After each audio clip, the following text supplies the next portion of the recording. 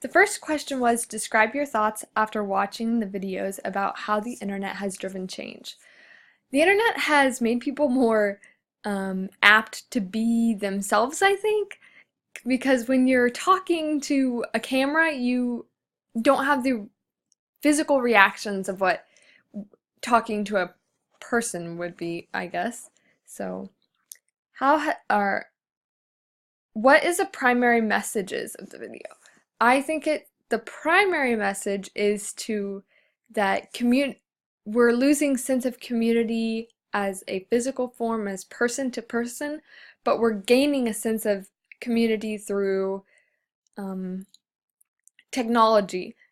Say YouTube, you post a video and people are talking to you through the comments, which is not face to face, but it's still a sense of community somewhat. So the second question was, describe the podcast. My podcast was TED Talks, How I Teach Kids to Love Science, and it was very interesting. It was about a scientist talking about how he taught his students, the tsunami in Japan affected the nuclear plant there, and he did all this research on the effects in the environment and how they change, and he wanted to bring that to a kid's level, but he couldn't take the kids to the site because of the nuclear waste that had been let off. So instead of taking his students on a trip, he made a community where he could have kids come and parents come and they could learn together, and he was hoping that he could learn from the kids and they could use their imagination to come up with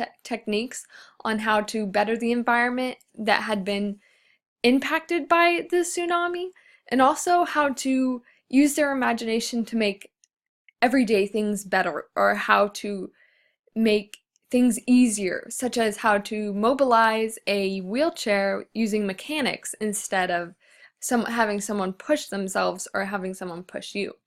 So it was pretty interesting. How can podcast, website, blogging be used in the classroom?